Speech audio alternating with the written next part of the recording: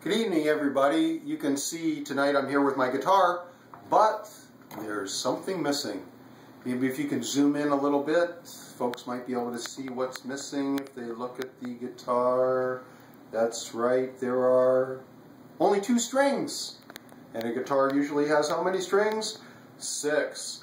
Yes, there's 4 strings missing. I've actually taken the 4 strings off on purpose because tonight I'm going to show you how to play a 2-string blues shuffle. That's right, you can play the blues with just 2 strings. In fact, later on you're going to see a video of an instrument designed to only have 2 strings, made out of a cigar box and a stick, and 2 strings. Yep, a cigar box guitar. Yep, they use them all over the world. Pretty funny, huh? So let's talk about the blues a little bit. The blues has 3 chords, and a chord usually is made up of at least 3 notes, but I've only got 2 strings, so I'm only going to have 2 notes. And the first note is the bottom string just by itself. On the second note, I'm going to put my finger on the 2nd fret, 2 frets up from the end, and play them together. And there's the first note of a blues song in the key of E. Now I'm always going to keep the relationship between the 2 strings together, that is the same, so that on the 2nd string it's always going to be 2 frets higher than the 1st string.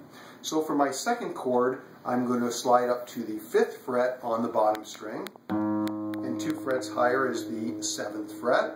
So there's my 2nd chord.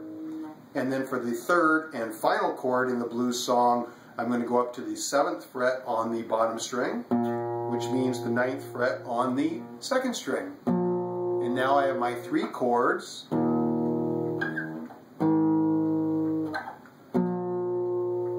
And you have a blues song, which might go something like this.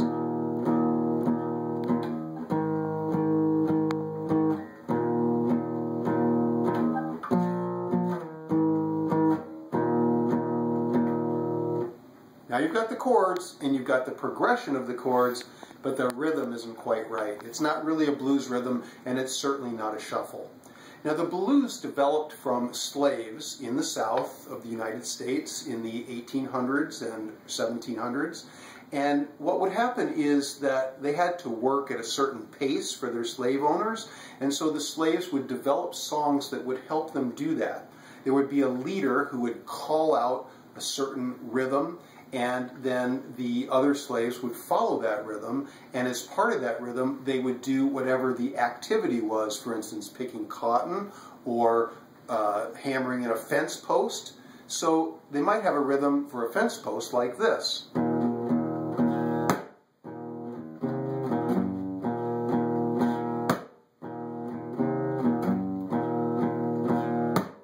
Every time I'm slapping the guitar is when the hammer would slap the fence post, and the notes that I was playing would be actually sung by the leader.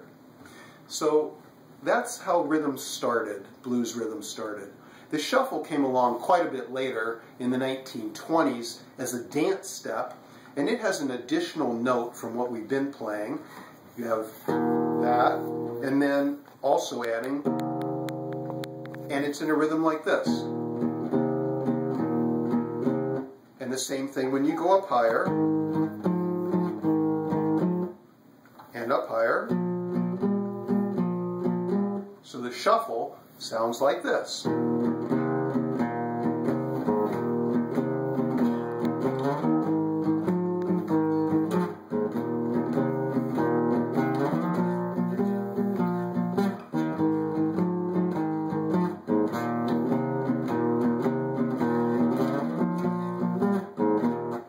Start over again. Now that's not difficult. Couple of hours, getting your fingers positioned right, learning the progression and the rhythm, and you can play the blues.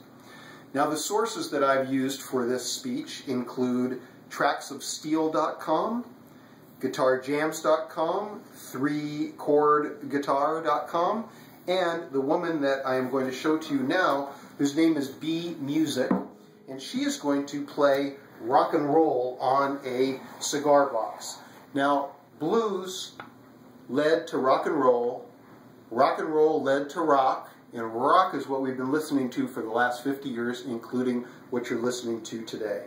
So here we go with B Music, playing Rock and Roll in a Cigar Box.